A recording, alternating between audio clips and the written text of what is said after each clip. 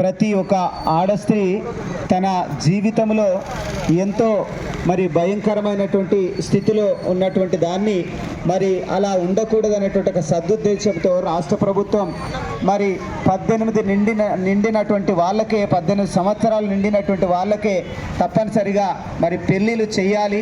18 సంవత్సరాల లోపు మరి పెళ్ళిళ్ళు చేస్తే వారికి మరి జైలు శిక్ష, ₹1,00,000 జరిమానా ఇలాంటి మరి ఉంటుంది. కాబట్టి దయచేసి మీరు ఏదో అమ్మ నాన్నలు చిన్న వయసులో పెళ్ళిళ్ళు చేసి చేతులు దులుపుకుంటే అయిపోతుందని చూస్తే మరి పిల్లలు వారి పెళ్ళి తర్వాత ఒక కొడుకో బిడ్డో పుట్టిన తర్వాత వాళ్ళు వెంటనే ముసలి వాళ్ళు అయిపోయేటువంటి పరిస్థితులు ఉంటుంది.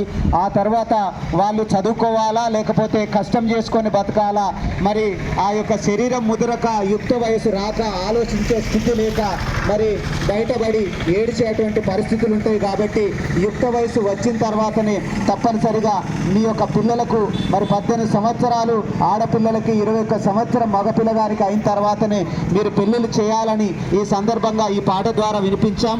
అంతేకాకుండా మరి ఈ చెల్లె పాడినటువంటి పాట ఏంటంటే మరి ప్రజలారా గమనించండి, పొత్తి కలుపులో ఉన్నప్పుడే మరి ఇది ఆడపిల్ల మగపిల్ల అని మరి స్కాన్ చేయించుకొని ఒకవేళ ఆడపిల్ల అయితే మరి చంపేస్తున్నారు, మగపిల్లగాడైతే బ్రతికేస్తున్నారు.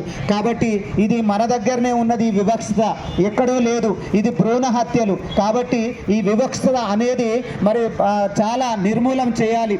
ఎందుకు అనంటే మగ పిల్లగాడు పుడితేనేమో మరి వాడిని ప్రైవేట్ స్కూల్లోకి పంపించి షూలేసి మరి మంచి మంచి కాలేజీలోకి పంపించి బాగా చదువులకు ఖర్చులు పెడతా ఉన్నారు. ఆడపిల్ల పుడితే నువ్వు ఎందుకు లేవే ఇక్కడ, నువ్వు అత్తగారింటికి పోయేదానివే కదా, నీకెందుకు చదువు అని నిర్లక్ష్యం చేస్తూ ఉన్నారు. కాబట్టి ప్రజలారా గమనించండి, ఆడపిల్లను చదవనిద్దాం, ఆడపిల్లను ఎదగనిద్దాం, ఆడపిల్లను మంచి ఉద్యోగంలో మరి రావడానికి చూద్దాం. కాబట్టి దయచేసి ఆడపిల్లను ఎప్పుడు కూడా నిర్లక్ష్యం చేసి వాళ్ళను నిరుత్సాహపరచొద్దని ఈ సందర్భంగా మేము మీకు తెలియజేస్తున్నాం. ప్రజలారా గమనించండి. అంతేకాకుండా మన ఇళ్లలో ఉన్నటువంటి మరి పరిస్థితులను బట్టి చూస్తే తల్లిదండ్రులే నర్వస్ చేస్తూ ఉన్నారు పిల్లల్ని.